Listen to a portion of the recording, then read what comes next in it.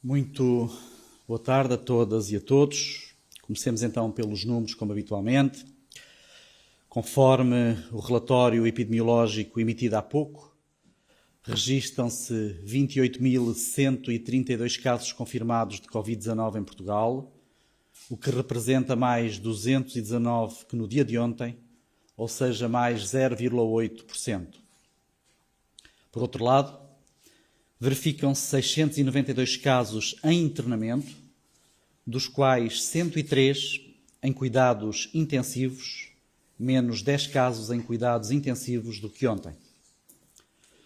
Registram-se 3.182 casos de recuperação, mais 169 casos que ontem, que correspondem a 11,3% dos casos confirmados. E, finalmente, 1.175 óbitos, que muito lamentamos e que, uma vez mais, aqui expressamos as nossas sentidas condolências a todos os que perderam os seus entes queridos. A taxa de letalidade global é de 4,2%, a taxa de letalidade acima dos 70 anos é de 15,3%, as pessoas em tratamento no domicílio é de 82,1% dos casos e a percentagem em internamento é de 2,5%, sendo que 0,4% em unidade de cuidados intensivos e 2,1% em enfermaria. Desde o dia 1 de março foram realizados mais de 566 mil testes de diagnóstico Covid-19 em Portugal.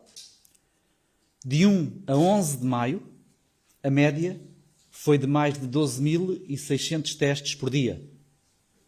Estamos, como reconheceu a OCDE, entre os países que mais testes de diagnóstico fazem à Covid-19. Gostava de dizer também que, neste momento, já estão a ser feitos 250 testes por dia nos estabelecimentos prisionais, estando previsto, através do INIAV, aumentar essa capacidade para 450 testes por dia.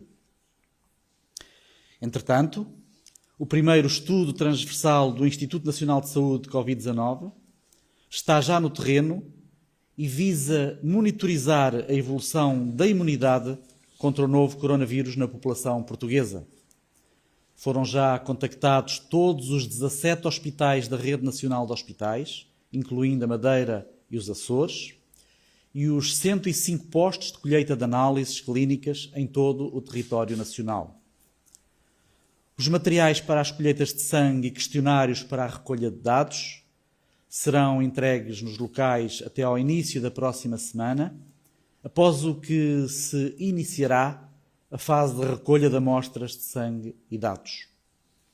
Todas as análises de sangue para determinação de anticorpos e análise de dados serão realizados pelo INSA, Departamento de Epidemiologia e Doenças Infecciosas.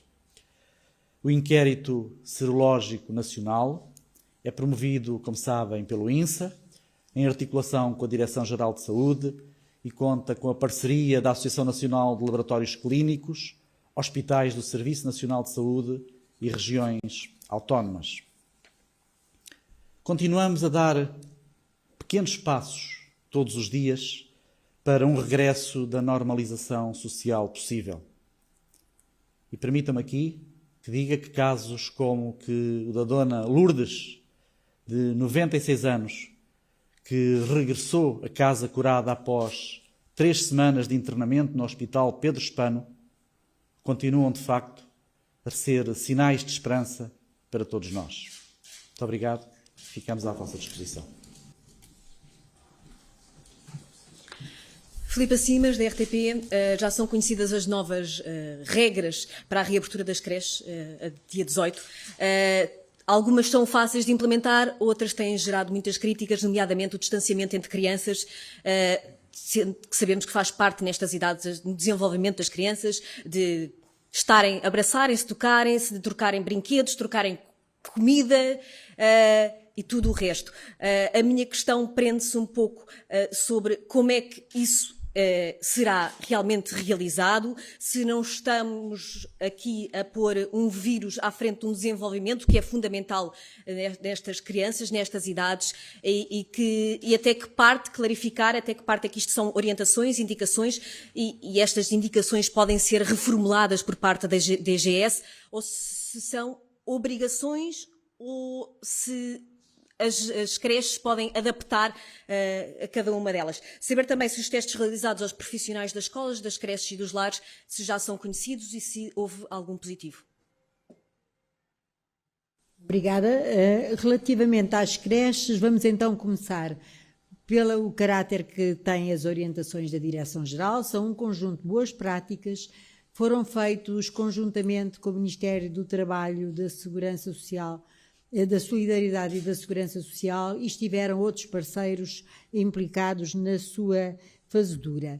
Tentamos conciliar o melhor de dois mundos, ou seja, permitir atividades lúdicas aos meninos com regras, por exemplo, tirar das salas todo o material que não estiver lá e que não seja para ser usado como brincadeira, os brinquedos que lá estão serem lavados, desinfetados com frequência, os meninos não trazerem, por exemplo, brinquedos de casa, ou seja, permitir todas as atividades para o desenvolvimento harmonioso, para a manutenção dos afetos daquelas crianças, mas com regras, com cuidados, e isso pode fazer-se mesmo dentro de uma sala onde eles vão brincar. Depois há outros momentos na vida dos meninos das creches, como por exemplo o sono, em que também criamos algumas regras, e sabendo que havia dificuldades das creches com o espaço, criamos uma regra muito simples, é que se deitarmos os meninos em colchões ou cáteres seguidos com uma distância determinada, em que as cabeças dos meninos estejam a uma distância de 1,5 m,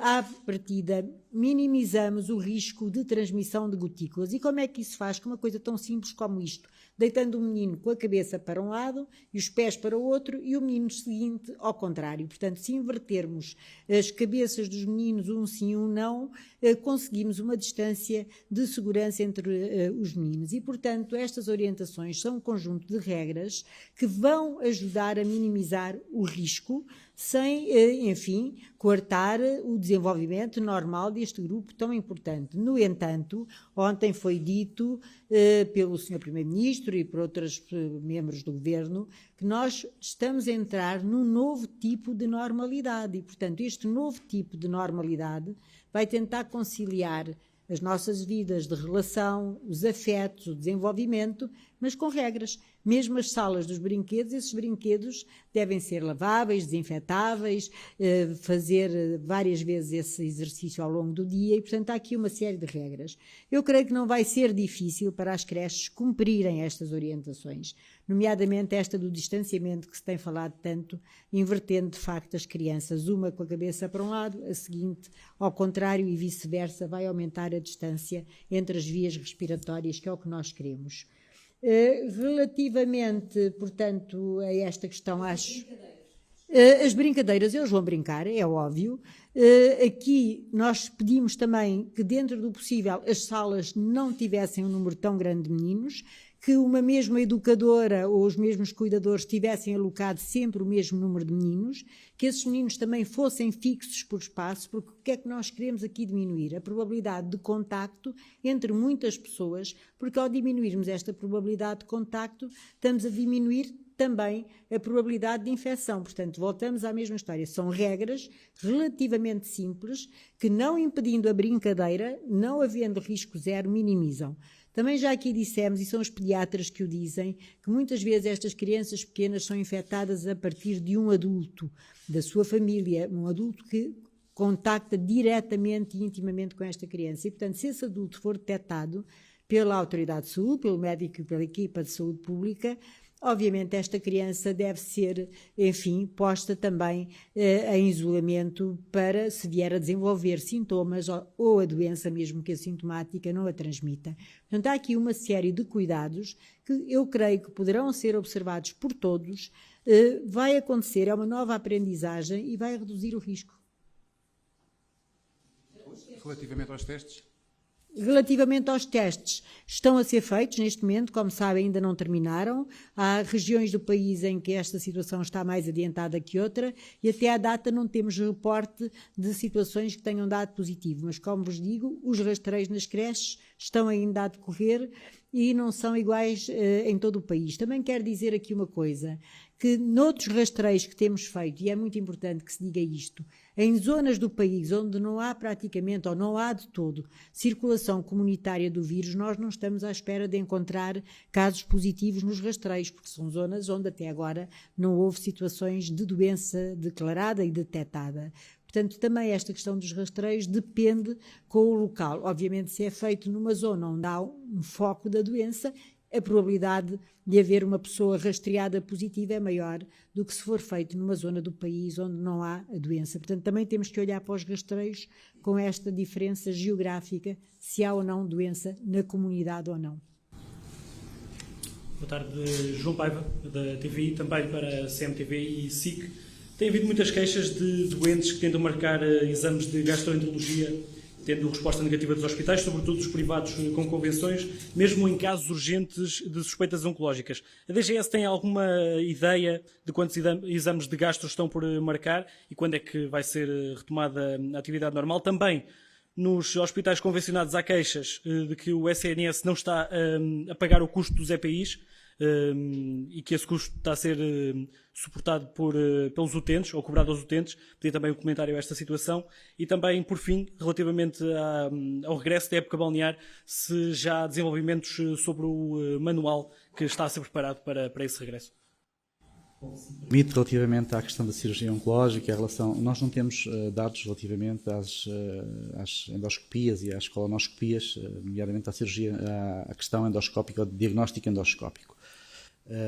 Dados tão precisos assim não temos, mas posso lhe dizer, de uma forma mais geral, que temos dados comparando períodos homólogos entre o dia 1/1/2020 até o dia 30/4/2020, comparando com o período homólogo de 2019.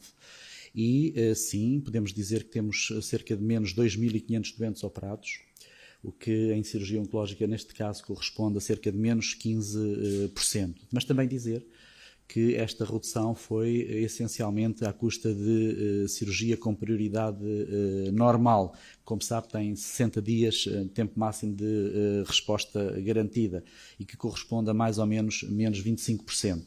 Dizendo também que, em relação até a períodos homólogos, houve, em relação à cirurgia muito prioritária, um aumento de cerca de 7%, o que também é consentâneo com esta altura do ano, dado que, fazendo menos em relação à cirurgia com prioridade normal, se fez um pouco mais em relação à cirurgia com muita prioridade. Também dizer-lhe que nesta área se realizam cerca de 4.000 cirurgias, à volta de 4.000 cirurgias por mês, e também ainda dizer-lhe que a radioterapia reduziu também cerca de 10%, mas ainda assim foi uma redução inferior, e ainda bem que assim acontece, em relação a outras áreas de diagnóstico e de terapêutica. Aproveitava também esta questão relativamente à oncologia, dada a importância e dada a prioridade que tem, para fazer um apelo a todos os doentes oncológicos para, mais uma vez, reforçar a mensagem de que não há que ter medo, não há que ter receio, porque os circuitos estão perfeitamente diferenciados, os fluxos estão perfeitamente diferenciados, as condições de segurança são muito boas e, portanto, às vezes é bem pior as consequências de uma cirurgia que não se realiza do que a questão, neste momento, do Covid. E, portanto, fazer-lhes um apelo para que, de facto, recorram, porque os serviços e o Serviço Nacional de Saúde está preparado para os acolher e para os operar. Mas, tendo em conta que há muitas queixas de consultas que não estão a ser marcadas, cirurgias que não estão a ser marcadas por hospitais? Nós estamos a retomar de uma forma gradual e de uma forma proporcional, mas também toda esta atividade assistencial programada. Mas dizer-lhe que, em relação à oncologia, se de facto houve uma preocupação acrescida em relação à oncologia, e obviamente que essas marcações terão que ser feitas no mais breve espaço de tempo possível, e nós, em contacto quer com as administrações regionais de saúde, quer com as respectivas instituições hospitalares, continuaremos a insistir para que tal venha a acontecer. Quanto ao custo dos EPIs risco que está a ser quebrado em algumas situações úteis nos hospitais convencionais? Pois nós, nos hospitais que estão convencionados, está-se a referir a hospitais privados. Com certeza, essa é uma matéria que tem só a ver com os hospitais privados e que, obviamente, o que eu posso dizer é que no Serviço Nacional de Saúde não interfere nessa matéria, como é óbvio. Esses custos, parece-me a mim, que terão que ser, se são imputados pela entidade privada, o paciente terá que conhecer previamente, antes da realização do ato clínico, seja ele de que tipo for, essa matéria e, portanto, o Serviço Nacional de Saúde e o Ministério da Saúde não se vai pronunciar sobre essa matéria, como é óbvio. Só refere-se já a algum desenvolvimento de alguma questão do manual criado para o regresso à época balnear? Isso vou deixar à senhora diretora-geral. Relativamente à época balnear, como devem calcular e sabem, muitas instituições estão a dar o seu parecer técnico e esse parecer técnico é baseado em duas circunstâncias. A avaliação do risco, obviamente, que essa atividade balnear contém por si só, e depois a proposta de soluções. E, portanto, concretamente, a resposta é que, pela parte, pelo menos, da saúde, esse trabalho ainda não foi terminado. Aqui faz uma pergunta do Jornal Expresso. Quantos dos mais de 27 mil infectados não manifestaram sintomas clinicamente valorizáveis? Todas aquelas pessoas que nós temos referido aqui ao longo das nossas conferências, que ficaram em vigilância e observação domiciliária, que foram mais do que 80%, que correspondem àquelas que tiveram sintomatologia ligeira a moderada e, portanto, foi possível permanecer em domicílio. Portanto, em relação ao total de casos que me perguntou, 80% a 85% das pessoas tiveram, de facto, uma sintomatologia muito ligeira a moderada. Sabemos também, porque quando fazemos rastreios, encontramos, não muitos, mas encontramos casos positivos, que algumas pessoas também, como em todo o mundo tem sido relatado, nem chegam a apresentar sintomas.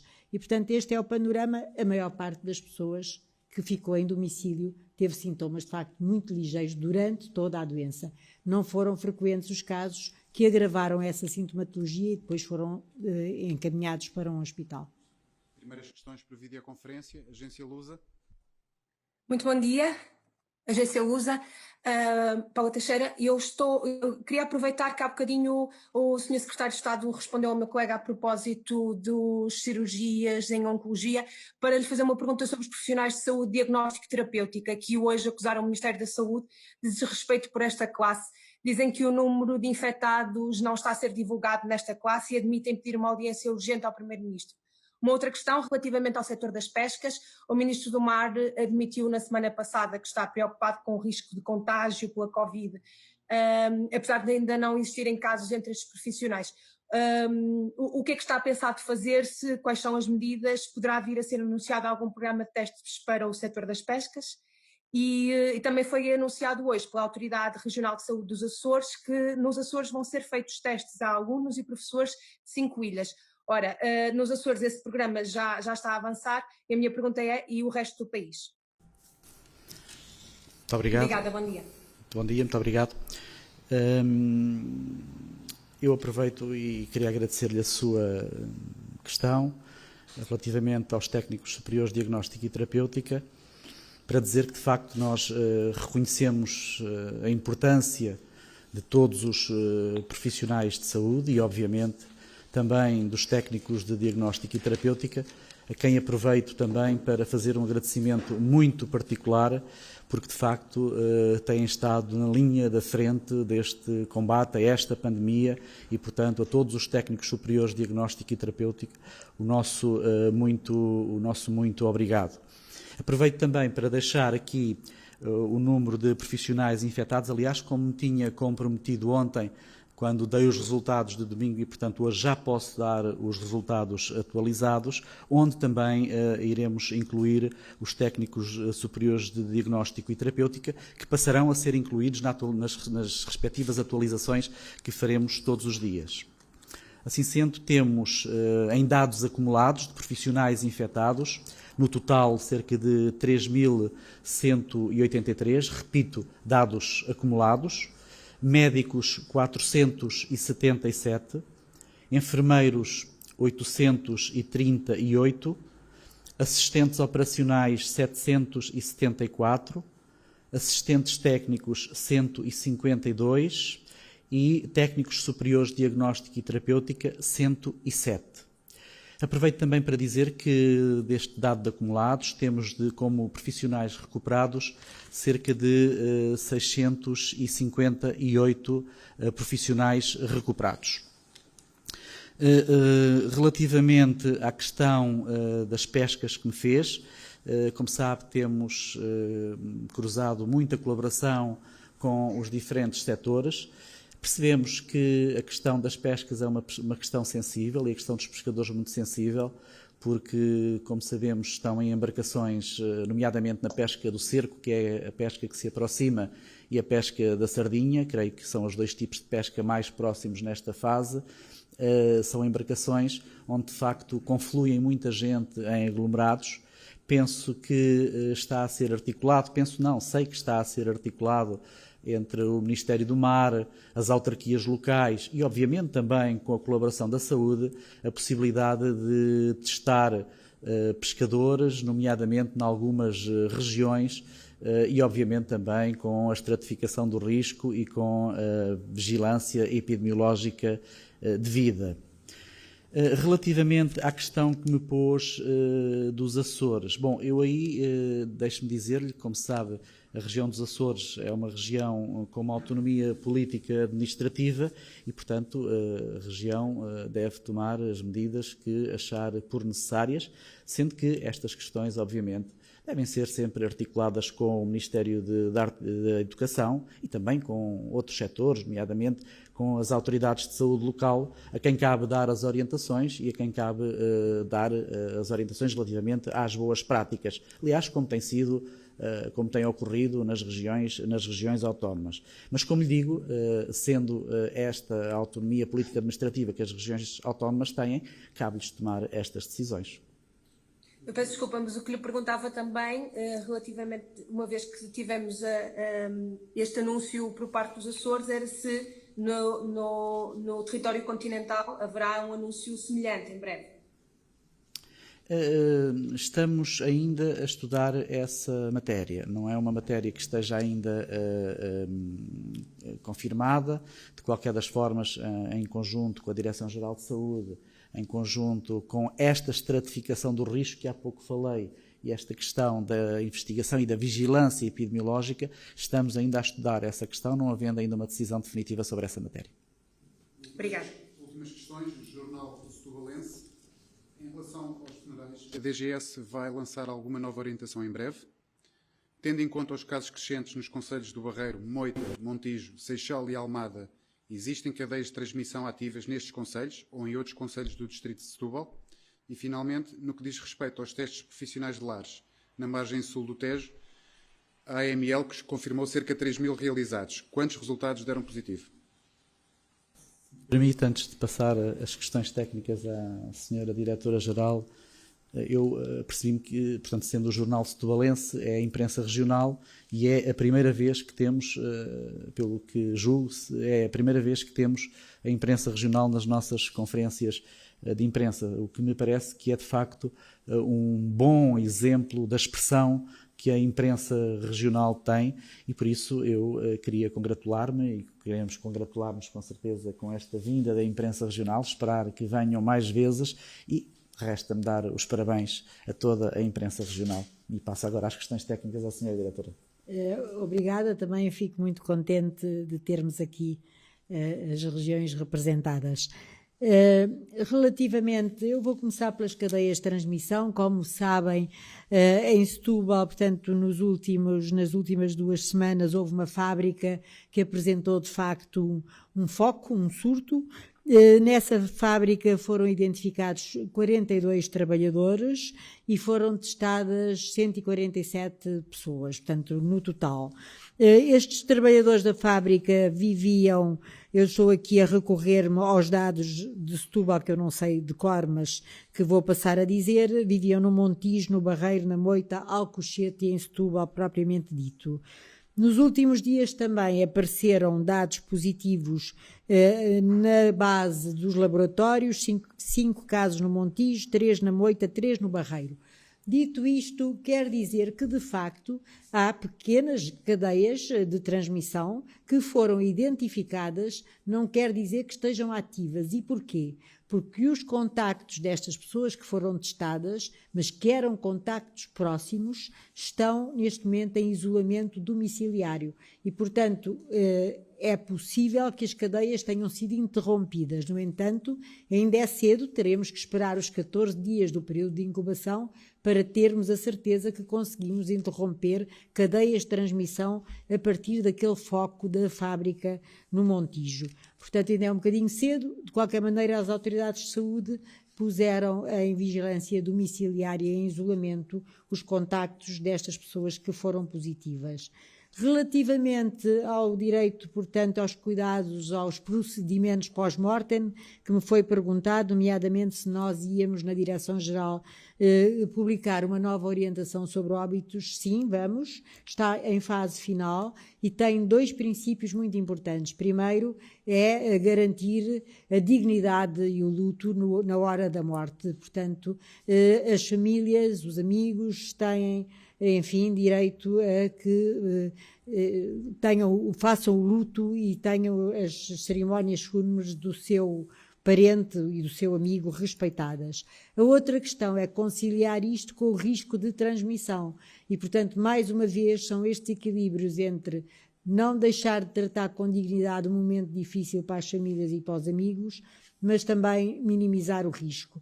E, como sabem, há uma série de regras que estão definidas e, finalmente, quando isto culmina no momento final do funeral, são as entidades gestoras pelos cemitérios e pelos crematórios que tomam decisões sobre o número máximo de pessoas, sendo que é nosso princípio respeitar a presença dos familiares nestas cerimónias fúnebres. Só se de todo for impossível, porque há aqui o respeito pela presença da família e esta gestão é feita pelas autarquias que detêm a gestão dos cemitérios e dos crematórios.